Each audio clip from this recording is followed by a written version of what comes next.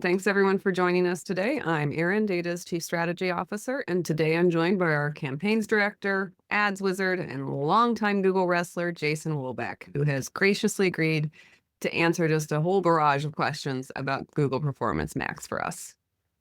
Hey, everybody. Yeah, Wizard might be generous, but I do like to think I know, I guess, a thing or two about Performance Max anyways. Hopefully you know more than three things, because we've got about half an hour here to fill. For me personally, I feel like I used to know Google Ads inside and out about a decade ago, but these days it definitely feels like we're a long ways away from the world of optimizing headline pixel count and getting that perfect list of negative keywords. So personally, I'm really looking forward to learning here. But first, let's just quick look at the results here. Everyone should be able to see the poll results. So Jason, any surprises here? Oh, yeah, looks like we have a pretty nice mix between people who have never used it and some who are dabbling in it. So I think this will be good. We'll kind of try to break everything down for everyone today. Perfect. All right, so whether you're just starting or already deep in the PMax trenches, hopefully we've got some insights for you, and let's go. So what we're covering today, we'll talk about how Google has been evolving Performance Max over the past few years. We'll go into what Performance Max can do and kind of the pros and cons that we've seen. We'll dig into attribution, which is really key to PMax success. We'll talk about who benefits from PMax and who it might not work as well for. And then we'll finish with just some actual tips on how you can optimize your campaigns or alternatives to PMax. So Jason, how did today's AI-driven, self-optimizing black box of a campaign monster come to be? Well, I think from the very get-go, Google has struggled to find this balance of effectiveness versus simplicity. They want to be simple to use because they want as many businesses as possible to spend money on ads. So they don't want any barriers to entry.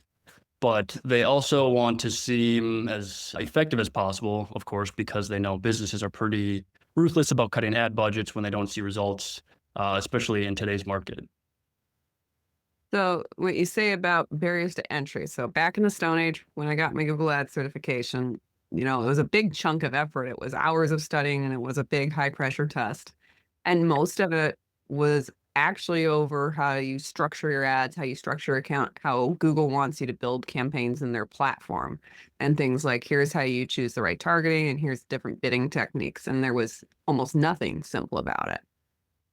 Yeah, for sure. Historically, Google's really tried to rely on agencies to serve as that middleman between advertiser and platform to take on a lot of that complexity. I have my own nightmares, I guess, about the old exams that we had to go through.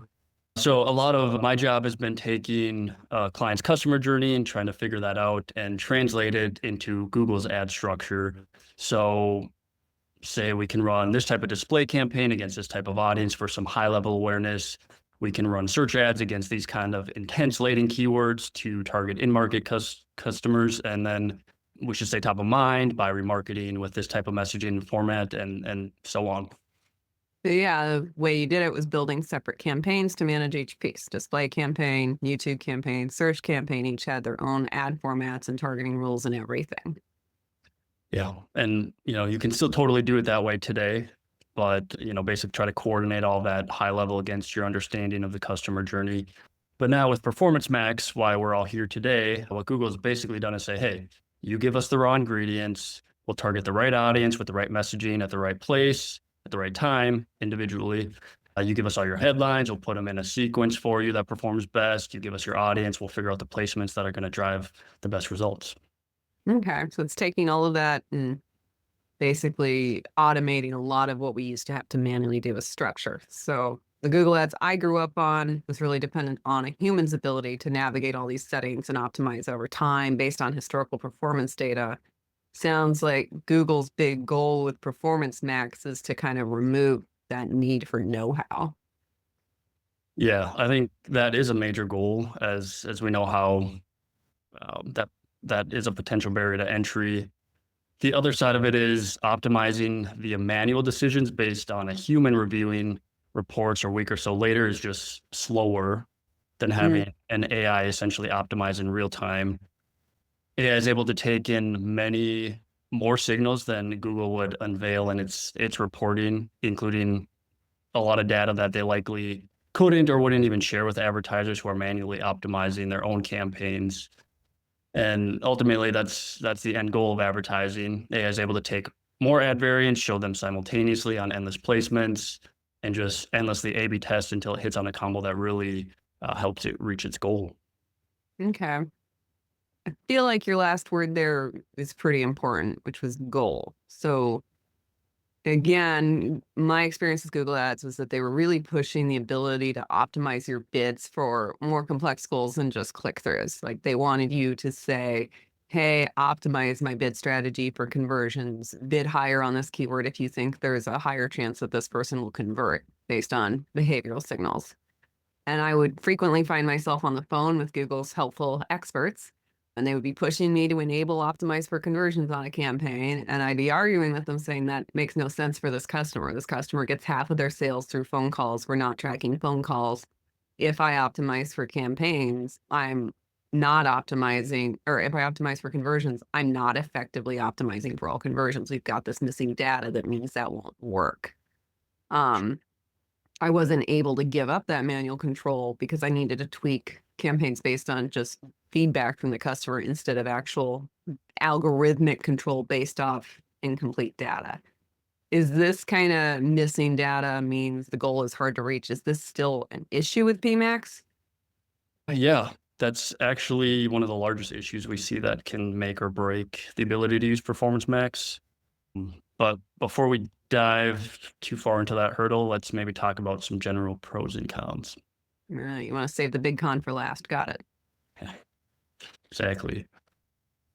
So, without a doubt, the biggest perk I would say of Performance Max is that when it works, it can often outperform other more manual campaigns. Hmm. The AI, like we've touched on, is able to make decisions off of more data faster, implement changes faster than a human can. It's also a lot more efficient to set up, which is nice. You're setting up a single campaign that can run on all the networks instead of individual, 2 to 4 individual campaigns, kind of network by network. You don't have to plan out exact headline and description pairings, and you can upload even plain images rather than having to have the ability for someone to custom design a bunch of graphics for you. So I would say when it comes to the performance in Performance Max, PMax generally does live up to its name there. Some metrics that we see, it really tends to fall between an old school display campaign where you're generally going to see lower CPMs, lower cost per clicks, but also less conversions or leads. And then search, where you may pay a premium if you're in a competitive industry for a click, but generally you're going to see the highest quality when it comes to lead gen. So it bridges that gap between those two nicely and fits kind of in the middle there. So in the past 6 months, we've seen on average Performance Max click-through rates and conversion rates are nearly double that from display campaigns. So it just gives you more bang for your buck there. On the flip side, cost per clicks and conversion rates are nearly 4 times lower than what we see from search. So that's really for a lot of our clients where they're still seeing the best, results in terms of actual generating leads. So yeah, it's kind of that middleman between the two, if you will.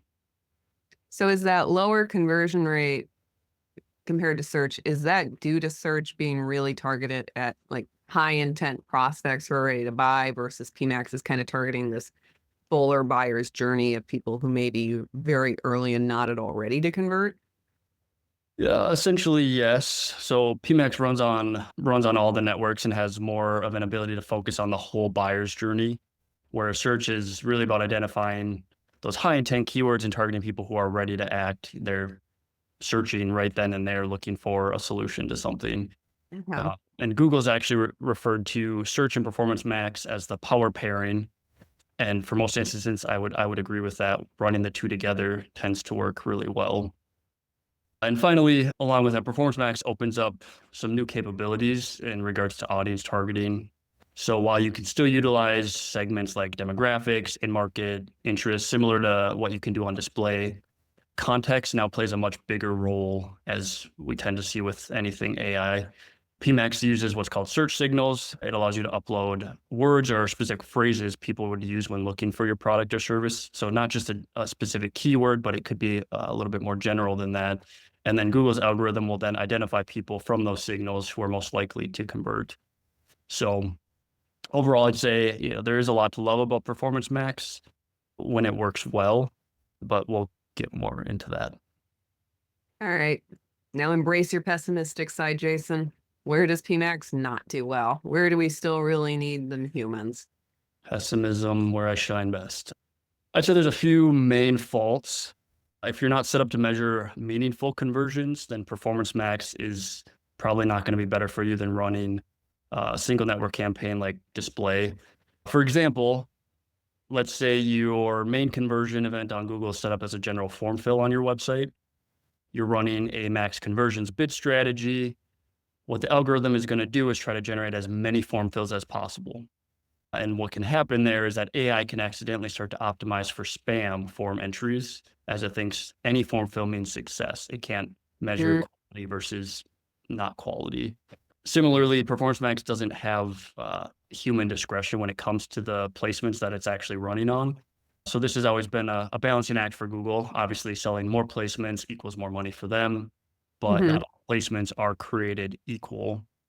There's still a lot of lower quality placements, such as gaming sites that can lead to spam issues. Other campaign types like display used to provide more abilities to block these placements easier. You could do block all mobile apps, for example, on display. You can't easily do that on Performance Max. So just a little bit less control when it comes to that. Mhm. And yeah, and then there's also a lack of finesse when it comes to targeting that can make it tough if your business model is more niche. For instance, if you're selling COVID testing supplies to help COVID test makers test their production, it's kind of a mouthful. Google PMax may really struggle to understand that you're not just selling COVID testing supplies to the general public. So B2B, especially in that area, can become a little challenging. And here's where using Google search to pinpoint those very specific keywords is probably still going to work best. Up until recently, there wasn't even a way to add negative keywords to a PMax campaign without going through a Google rep. So they've just made it much more difficult to control the actual targeting in that regard and block out irrelevant people. And finally, while it certainly has improved since Performance Max rolled out, PMax is still kind of a black box when it comes to reporting.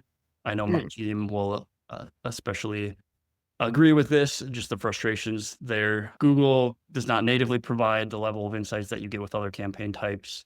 Things like which placements or keywords are driving conversions, is ad A or B generating more revenue. So it's hard to say what's truly working and what's not working. You can extend your reporting a little bit by running some custom scripts within Google Ads or utilizing third-party tools that give you more insight into lead performance. And that helps, but all those things can come with an additional cost and or more of your time to actually figure out what's working. got it. So that's the cons seem mostly around kind of the complexity of it. It's built to be simple, and when it's not simple enough, it struggles maybe. Interesting. So I do want to dig in a bit on the attribution conversion side, and I want to make sure I'm understanding this correctly because you mentioned something earlier. So if I set up a Performance Max campaign, I'm telling Performance Max what kind of goal I have, and it could be something like e-commerce sales, it could be new leads, it could be driving them to like my physical store. And now if I think about it from kind of an AI's perspective with e-commerce, assuming I have all the data connected and I've got my Google Analytics set up and connected to Google Ads, I'm assuming that feedback loop is really great for training the AI because Performance Max can see exactly what I spent on ads. And if I got analytics set up, it can see exactly what I got in gross revenue. And it can optimize to kind of get that ratio as tight as possible. Versus if, let's say, I'm your kind of typical like us data driving B2B leads, and all I've got is this form fill, like you mentioned, Performance Max can't really see, the quality of that lead. It can't gauge it. Is that what you're saying? Yeah, yes, exactly. So if I hear that from a client, there are a lot of levers I can go and pull on a more traditional manually set up campaign like search or display. But there are significantly fewer levers that we can pull on Performance Max campaigns. So what we focus on is getting really good input and feedback that we can help PMax to pull the right levers for us. So if you're running a Performance Max campaign, you have a multi-step sales cycle, which is the case for most B2B sellers. You're ideally going to use offline conversion tracking coming directly from your CRM, connect the two together. Then the conversion that you're having PMax optimized for isn't just a form fill, it's actually a qualified lead like an MQL. Oh, that's a big difference. Yeah, it's critical difference for sure. Google's really trying to make it simple for people to set up these PMax campaigns, and this last piece can oftentimes get overlooked. Yeah. So when you have an AI ad platform that doesn't always differentiate between high quality and low quality placements with the goal of driving as many form fills as possible, and it optimizes for traffic that fills forms, you can inadvertently end up optimizing your ads to get you as much spam as possible. We've seen this happen on a number of different occasions. So at a minimum, what you want to try to do is attribute different values to different types of conversions to tell the algorithm X conversion is worth more than Y, so drive these higher value conversions more so than the lower value. Like a white paper download is not as valuable to me as like request a demo now, is what you're saying. I would assign different values to those if I can't go do the CRM side and have an offline conversion actually count. Absolutely, yep. So Google's So made it very easy to spend money, but not necessarily easier to avoid wasting money. And who benefits from that? so you got to put the work in on conversion tracking. Absolutely. All right. Outside of that need for really kind of high quality, high fidelity conversion feedback, what else do you really need to have for inputs for a successful Performance Max campaign? From a technical standpoint, try to integrate as much of your revenue and marketing stack as possible and use your existing first-party audience data to inform your targeting. This is going to give Google that information about how to really find people similar to your current customers in hopes to generate, more actual leads for you. And remember, AI, as we've touched on a few times, it really relies on context. So you can plug in things like your competitors' names, industry or websites or publications, other contextual signals that would be good for Google to take into account as it optimizes for your ideal audience. Okay.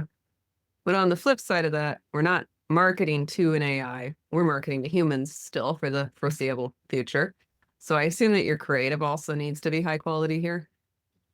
Yes, and a variety tends to be key there. So Google, they're going to allow you to add up to 15 headlines, 20 images, 5 videos per asset group, and they'll actually give you a better ad strength rating when you utilize all these things. So strongly encourage doing that as much as you can.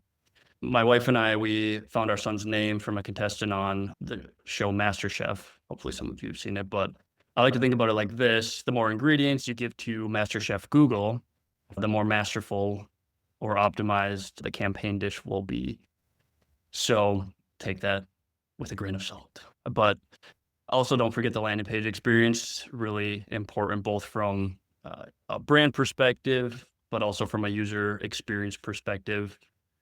You could have the best optimized campaign possible, but if you have a poorly designed landing page and you're expecting someone to click and instantly convert right from that click, it's just not going to work well. You need all the pieces to work well together in order to generate optimal results. Got it. So with all of what we've just gone through in mind, the need for solid conversion tracking, a well-defined audience, and the various kind of pros and cons, I'm going to ask you a leading question. Do you think Performance Max is a fit for every business out there? Hell no. No, I don't. I don't think that's ever the case. I I think it can be a great fit for certain types of businesses. So if you're using shopping ads today with e-commerce, PMax is a great fit for you. I mean, all Google products are really built to work well for that. If you're generating leads and you've got your CRM set up well, like we've been talking about, you should absolutely test Performance Max if you can connect the two together and give that feedback between them. And for the most part, if Google search has been a good fit for you, Performance Max, I'd say is something to try. And Google has strongly pushed running both together for maximum results. Again, that power pairing. That said, there are a few cases where I probably wouldn't recommend PMax. If you need absolute control over placements or keywords, Performance Max is not going to be ideal. You can opt out of some placements, but you can't just say, I want to only run on these sites, for example. If you don't have that good conversion data and you can't connect ad clicks to qualified leads or transactions, I'd definitely fix that before trying Performance Max. And finally, like we said earlier, if the niche that you're in is more obscure or complex, Performance Max might struggle to find the placements and audience. More manual ad campaign is probably still going to be a better fit for you. Okay. So it's not for everyone, but luckily you've still got all of Google's other campaign options. You can still do a good old-fashioned search campaign with a separate display campaign if you need that level of control.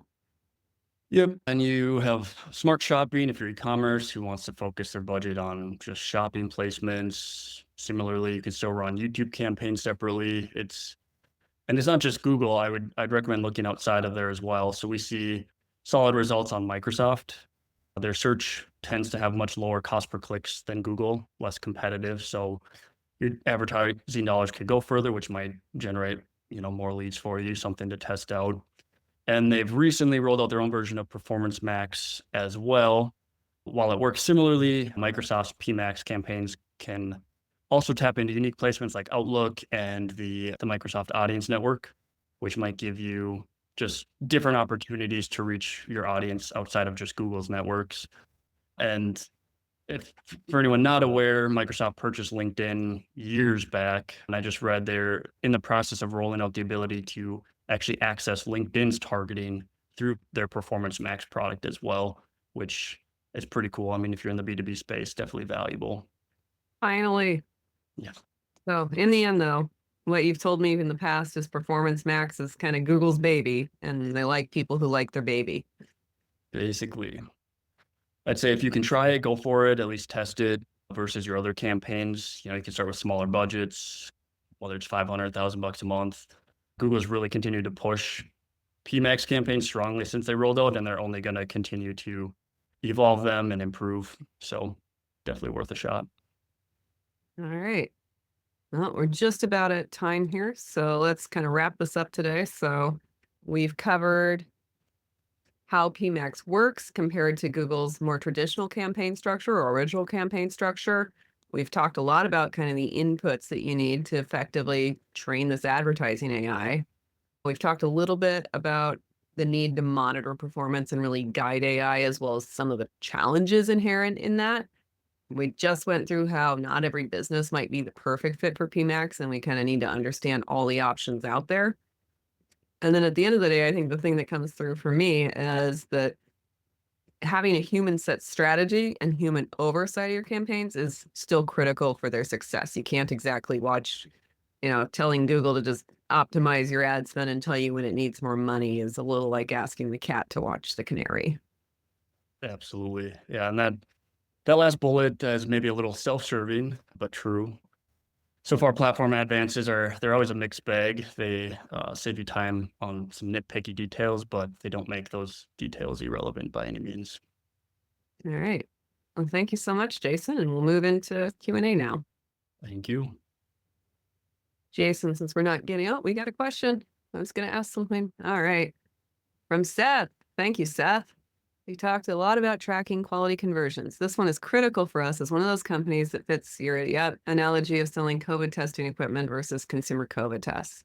I found Data's Daylight platform to be a very effective tool for tracking quality versus just numbers. Care to offer a quick commercial? Thank you, Seth. Yeah, Data's Daylight platform, that's where we're really consolidating a ton of information. So we take all your campaign information, we take all your Google Analytics information, and we take your conversion data information, and ideally some of your CRM data, and we match it all up and give you a simplified view to look at it all in one place. It is great for being able to see the big picture of how campaigns are doing, but I do want to note that when we're talking about using that data to feed it back to Google PMax, my understanding is that that has to be a hookup between the CRM and Google itself. Now we could, I don't know, I guess we should think about it on the roadmap of could Daylight keep that function.